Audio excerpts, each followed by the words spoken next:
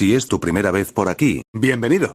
Y si ya eres parte de esta familia, qué bueno verte de nuevo. Hoy tenemos algo muy especial preparado, así que sin más, comencemos. Esta historia fanfic no me pertenece darle derechos de autor a todo aquel que lo creó y el anime ni la historia original es de mi propiedad, por lo que sus créditos a sus respectivos autores. Capítulo 11. Un eclipse y... El polvo creció terriblemente y se extendió en confinamiento dentro del Helicarrier al igual que una extraña neblina blanca. Entre los cientos de pasillos, sigilosamente se entremezcló con el humo del fuego esparcido entre unos montículos pesados de las instalaciones en el suelo que habían colapsado al igual que frágiles mazos de cartas al momento del ataque, y que en consecuencia incendiaba a su paso los objetos resguardados de máxima seguridad de la nave. Mientras se mezclaba entre el abrupto caos de la nave, Naruto, absorto entre los pasillos menos vigilados de la zona más alejada de las instalaciones científicas, corrió sin detenerse. Pero, de repente, se detuvo mientras su aguda nariz los localizó dentro de una de las puertas de esa zona más alejadas dentro del Helicarrier. Su nariz picó con el aroma a cables quemados y pólvora, y un aroma más fuerte en el aire que estaba reaccionando a los otros materiales inflamables. El soporte de la puerta se encontraba atascado con aluminio y vigas de metal, las piezas del techo que habían colapsaron desde arriba se interpusieron entre la puerta y la apertura, dejando solo un pequeño espacio donde solo un pequeño niño pudiera caber. Dentro, golpeando con locura la compuerta, estaban un grupo de muchachos. Ellos se escuchaban alterados, la adrenalina tiñó sus cuerpos mientras se centraban en empujar la compuerta atascada y poco a poco perdían la paciencia. Naruto los reconoció. Era ese equipo de soldados. Esos muchachotes grandes eran los soldados. Con su físico robusto y masculino lleno de feromonas dominantes, ni aunque se encogieran unos centímetros, podrían caber por esa pequeña abertura que se abría apenas cuando uno de ellos hizo la suficiente fuerza para entreabrir un pequeño espacio entre la placa de la fibra de la puerta. Ellos también deberían poder presentirlo, sus salidas estaban cerradas y se encontraban confinados en un lugar donde nadie en medio de este sucinto caos se atrevería a pasar. En ese momento, entre la desesperación deberían haber sentido el pesimismo de la muerte. Sin embargo, sus gritos, a diferencia de lo desesperado que esperaba Naruto, salía con órdenes de seguir resguardando las maletas plateadas en su posesión. Los pasos que habían bajado en intensidad se detuvieron completamente. Sus ojos azules que reflejaban el fuego fueron teñidos por él. Dentro parecen avivar un sentimiento indescriptible. El fuego de algún lado por poco lame sus cuerpos. Sus uniformes parecían lo suficientemente protectores, pero que en algún momento dejarían de funcionar cuando el fuego y el techo colapsaran antes de ceder debajo de ellos, dejando posibilidad de que ninguno sobreviviera entre pedazos de carne chamuscada y cerebros hecho puré. Fue fácil predecir sus suertes cuando ellos no eran plenamente conscientes de que sus vidas podrían pender de un fino hilo mientras todavía se esforzaban en acatar su misión. Suspiro cansado, un breve segundo paso. De repente, una mano delicada con callos duros entre el arco de su palma se extendió frente a su cuerpo. La otra se posicionó arriba de esa y luego acarició el aire, un sonido de aire arañó las paredes y luego su mano derecha empezó a crear una ráfaga de movimientos oscilantes de adentro hacia afuera, marcando movimientos repetidos mientras dibujaba sobre la palma detenida. Entonces, una bola se materializó entre las palmas de las manos. Rasengan. Sus pies se movieron con una velocidad vertiginosa, y con un breve movimiento golpeó la compuerta atascada mientras rápidamente controlaba el chakra en su mano. Siguiendo sus movimientos coordinado también escupió una tecnifica de agua dentro de la habitación. El fuego que estaba allí de pronto desapareció. Solo quedó el vapor húmedo del agua apagando el fuego salvaje. Un sujeto que estaba a un paso de ser tragado por el fuego de repente giró su cabeza. No pudo discernir desde esa distancia sus ojos, el vapor se extendió como una cortina perfecta entre ellos y le dio la ventaja a Naruto para perderse sin que lo notaran. Eres tan blando como siempre, Naruto. Podrías haber escapado en ese breve minuto. Las delgadas cejas de Naruto se levantaron con brevedad, y luego sonrió complacido. Te extrañaba, Kurama. Una sonrisa alarmante se escuchó dentro de su cabeza, la ronquera masculina acompañó su propia risa mientras su grito jubiloso por el tiempo separados reverberaba en medio del largo pasillo extrañamente. Pero Naruto no se molestó en ocultarlo. Estaba demasiado feliz después de tanto tiempo. Bueno, mocoso, nunca me he ido. Estaba allí todo el tiempo, observando, y tratando de entender por qué nuestra conexión se había roto. Comprendí que todo se reduce al cubo azul que nos trajo. La energía depositada dentro está a un nivel sin igual que el árbol de Dios que Kaguya plantó al principio de los tiempos. Y el que derrotamos en el pasado. Las sandalias negras se empezaron a detener, las largas piernas que habían estado corriendo parecían durar en seguir su camino, y el rostro de Naruto se volvió negro. ¿Ese árbol? Sí, la energía dentro del cubo puede interrumpir el chakra puro de las bestias y tomar parte de él con la intención de drenarlo poco a poco. Como si hubiera una compatibilidad elemental que atrae nuestra vitalidad para comernos una a otras. Es un instinto primario en el que casi pierdo. Es por ello, y por una vaga sospechosa sobre el arma de ese cuernos, que me da la misma sensación horrible, que decidí esperar mientras mi propio chakra se estabilizaba. De repente hubo otra sacudida. Los movimientos violentos eran externos, y se precipitaban como grandes olas chocando sobre la cubierta hasta perderse dentro del helicarrier. Esta vez preparado, pegó sus pies al suelo con chakra y siguió adelante mientras corría. Sin embargo, siguió esperando a que Kurama continuara. La bestia de 9 colas parecía tener mucho más que decir, y la pausa meditativa lo confirmaba. Naruto, ¿alguna vez te conté sobre el origen del universo? La voz solemne de Kurama junto al resplandor de la compuerta de salida a lo lejos coincidió como un eclipse auspicioso después de correr en la noche. No hace falta que lo confirmes porque sé que nunca lo hice. Naruto bufó secamente mientras seguía los tumultuosos pasillos, a su pesar estaba recordando el pasado, y por ello, optó por omitir responder que no era exactamente una novedad que Kurama, una bestia milenaria, eligiera prescindir de poner todas sus cartas sobre la mesa frente a Naruto.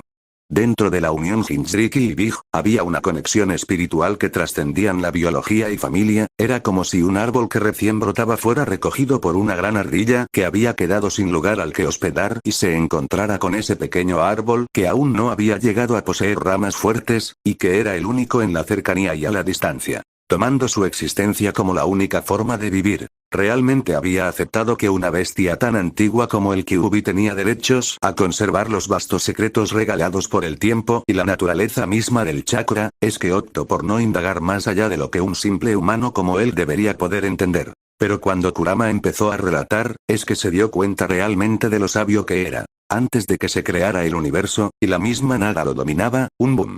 Arrojó 6 cristales elementales a lo largo del nuevo universo. Cada uno de estos cristales controlaba un aspecto básico de la existencia. Espacio, realidad, poder, alma, mente, y tiempo. Esas gemas inmensamente poderosas fueron creadas a partir de las llamadas entidades cósmicas, y Agoro Motsutsuki, mi padre, el Rikut Sennin, nos relató a mis hermanos y a mí que hubo una vez hace milenios en donde, Kaguya, cuando todavía no fue poseída por el poder, les había impartido el conocimiento que su clan llevaba del universo. Algo tan inmenso y conmensurable que no podía ser explorado por el efímero tiempo mortal, guardaba secretos que solo otras grandes especies como los Tsutsuki, podían comprender mientras saltaban de planetas buscando consumir una fruta de chakra. La princesa Kaguya mencionaba a estas entidades como las creadoras de la primera semilla del dios árbol, y comparando su poder con los Tsutsuki, no explotaban de su uso para aumentar su poder. Tsutsuki, quienes eran seres celestiales y vivían vagando por el vasto universo, solo eran parte de un ciclo creado por las entidades cósmicas, y al igual que el mismo universo, bailaban en la palma de unas manos semejante a la misma creación. Según Kaguya, esas entidades cósmicas sin rostro para muchos, eran seres misteriosos y poderosos con el cual su clan poseía un instintivo cuidado, más allá de la compresión mortal, y se encontraban existiendo como mitos para las especies más antiguas del universo. Mitos que muchos resguardaban su veracidad, pero con el que su clan todavía se protegía. Ellos eran eternidad, infinito, entropía y muerte. Eternidad es un ser muy poderoso que vive en el centro del universo. Otorga el deseo a la primera persona que logre llegar allí. El infinito representa todo el espacio en el universo. Infinito y eternidad se encuentran en constante competencia con la muerte, quien intenta reducir la vida mientras que infinito y eternidad expanden la vida. Ella es la hermana de eternidad. La entropía apareció desde los inicios junto con su padre eternidad. El propósito de la entropía era la destrucción. Este impulso lo puso en constante conflicto con eternidad, cuyo objetivo era la creación. Juntos mantuvieron en equilibrio los ciclos de la creación y la destrucción. Y desde luego, la muerte. La muerte encarna la decadencia y puede poseer el alma de un ser vivo. A menudo tomando la forma de una mujer, la muerte puede manipular la realidad, el tiempo y el espacio, y surgió al mismo tiempo que la entropía, la eternidad y el infinito. Los inmortales son inmunes a la habilidad de la muerte. Cuando Kurama observó la sonrisa conservadora de su padre, la silueta de esa mujer se posó brevemente detrás de él. Kurama recuerda que ese atisbo de sonrisa en el sabio, se inclinó para ser sardónica con un tinte más oportuno y amable, tal vez un poco autorreflexivo, pero que en el rostro de esa mujer, solo había emoción y excitación por la idea de una entidad como la muerte. Mi madre, la princesa Kaguya, podría ser la misma muerte. ¿No estás de acuerdo, Kurama? Sí, padre. Si la muerte fuera una mujer, ella tendría el rostro de Kaguya.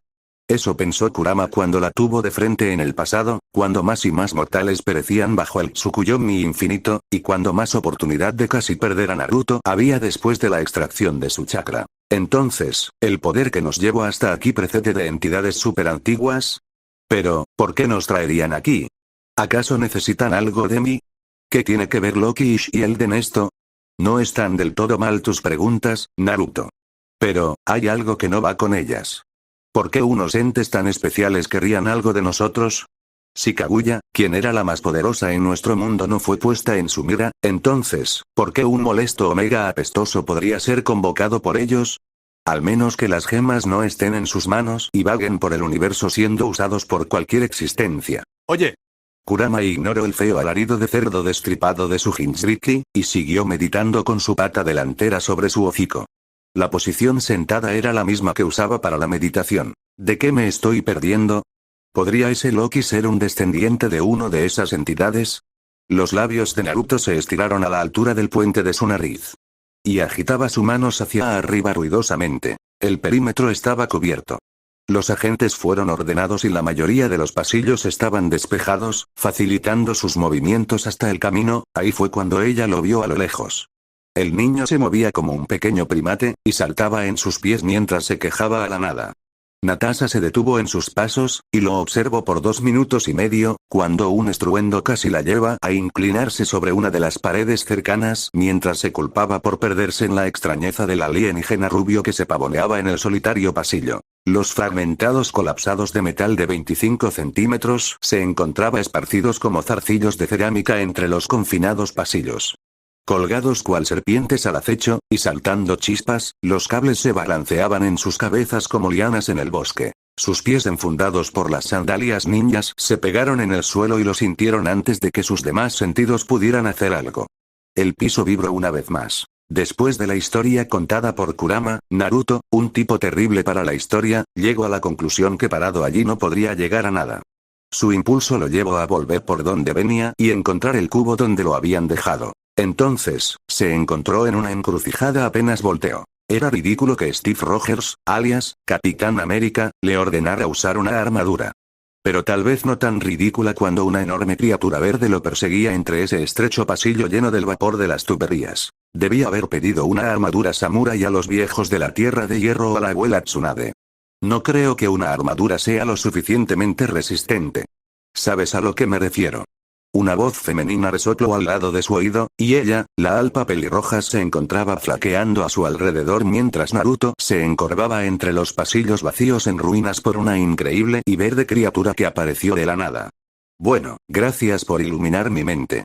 Respondió secamente, Naruto. Luego se dio cuenta de que ella también estaba allí y se sobresaltó. ¿Cómo?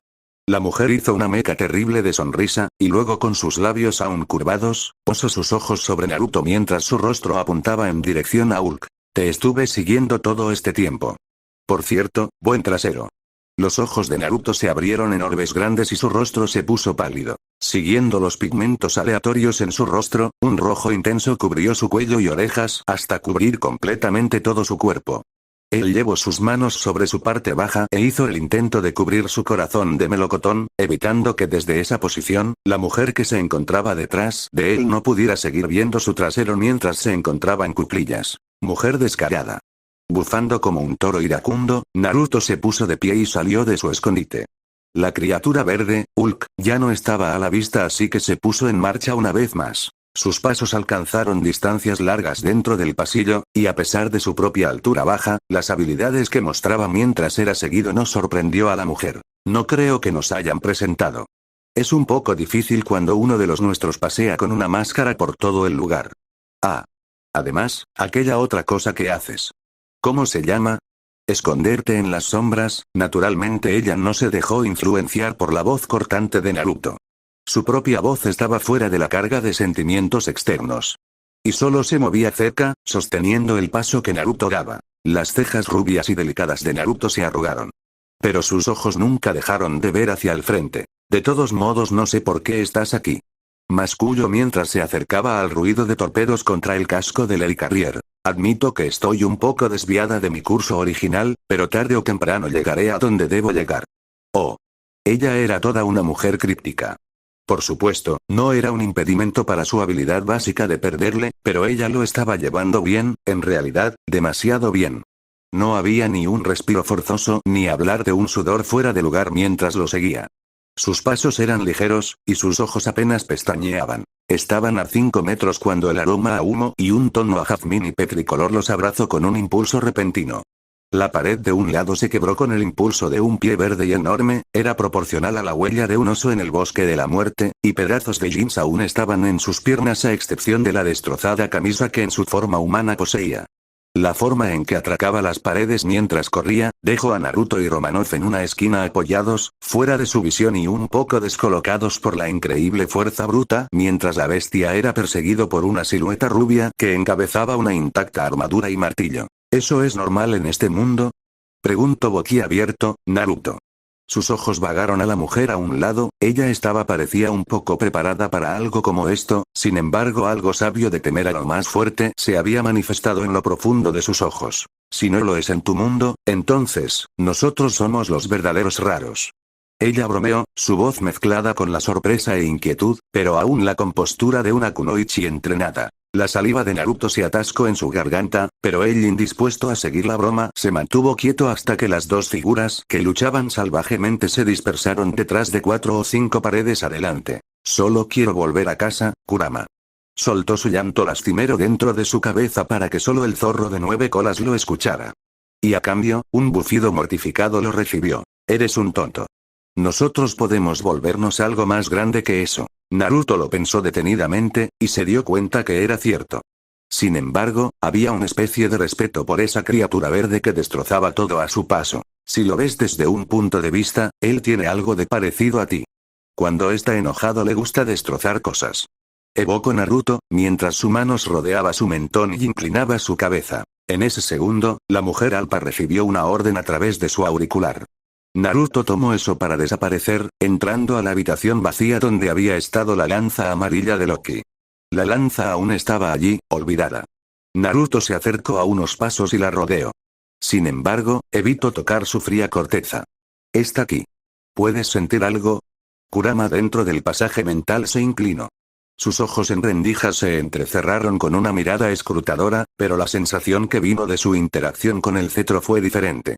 Si la comparaba con el Tesseract, el cetro era defensivo y subjetivo, lanzaba un tirón a su mente espiritual, pero no removía su poder si no había interacción directa. En cambio, el cubo era como una cuerda gruesa que tiraba de su cuerpo espiritual al igual que una caña de pescar y lo desplazaba a donde él quisiera. Hay una naturaleza similar en ambos, parece que son parte de las gemas del infinito. Pero de hecho, la gema u objeto que nos trajo a este planeta no es este. Apuesto que el cubo al que todos están tan emocionados por encontrar es nuestra ficha de salida. Naruto asintió con el mismo entendimiento.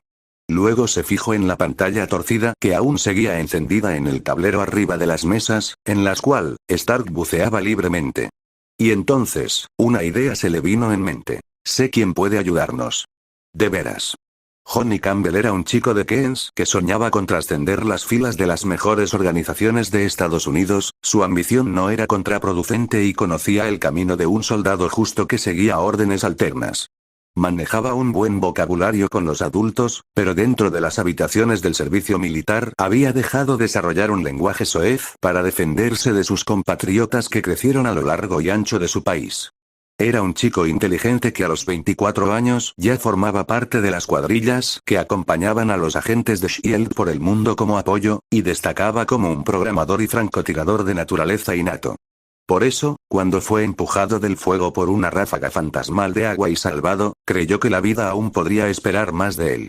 Pero en realidad, nunca esperó que lo volvieran a empujar al peligro una vez más después de 20 minutos. ¿Por qué es necesario que me lleves en tus hombros? Preguntó abatido el soldado. Su torso se encontrara en los hombros del Omega mientras este golpeaba su trasero cuando Honey, muy incómodo, se movía a la par que lo llevaban hacia algún lado. ¿Esto es una especie de secuestro? Honey se preguntó si era alguna especie de ritual de apareamiento donde los Omegas que formaban las filas de los agentes en S.H.I.E.L.D. raptaban a un hombre que era de su interés y lo llevaban a su nido para comérselos. Algo similar a la viuda negra que se apareaba con su macho para luego devorar su cuerpo y alimentar sus crías. Un impulso escalofriante mezclado con excitación lo hizo vibrar. El joven soldado se encontró esperando con expectación. Observando con ojos brillantes el cabello rubio que se movía entre una oreja pequeña y una suave mejilla. De repente se dio cuenta que el Omega estaba sin su máscara tétrica. Oh. Honey levantó un poco más sus ojos. Las mejillas suaves tenían pinzadas de líneas extrañas pero encantadoras, sus ojos eran azules similares a el cielo de las playas en Miami, y sus labios pequeños se encontraban rojos igual a una cereza madura fácil de lamer. Oh, por supuesto. Honey está dispuesto a dejarse comer. Más tarde se dio cuenta que todo fue una ilusión. Fue arrojado a una habitación donde ni él ni los capitanes de su escuadrón tenían el poder de pisar. Una zona solo guiadas para los agentes y la mayor autoridad de S.H.I.E.L.D. Así que cuando observó con detenimiento, sus ojos se abrieron como dos faros de luces y sus piernas casi se ablandaron, sabía que se iba a meter en un problema demasiado terrible. Por Q. Vamos, pequeño soldado. No puedes desmayarte. Una delicada mano enfundada en una armadura corta de brazo lo golpeó en su hombro con familiaridad. El rostro que se acercó a su cara no era inofensivo como había creído que podría ser debajo de su máscara. Sus labios estaban curvados en una sonrisa, pero sus ojos bajo esas gruesas pestañas eran oscuros y llenos de malas intenciones. El cuerpo de Honey tembló bajo su uniforme militar, y solo logró asentir. Necesito que me ayudes a localizar un objeto sumamente importante. Debes ser un buen chico, soldado. Los ojos azules de repente cambiaron su natural azul por un rojo sangre que se separa en rendijas. Algo similar a los animales carnívoros. Honey tragó saliva, el nudo en su garganta moviéndose en su manzana de Adán, tirando como una cuerda floja. De repente, escuchó una interferencia que venía desde el auricular en uno de los oídos del Omega. La voz de Nicholas Fury rugía detrás del transmisor. La llamada parecía volverse más impulsiva mientras el rostro sonriente se volvía más apático. El Omega se llevó su mano derecha a su oreja y removió el auricular de su lugar. Luego lo tiró al suelo, y sin esperar otro segundo más, su pie izquierdo flotó arriba del pequeño objeto y lo pisó. Continuará.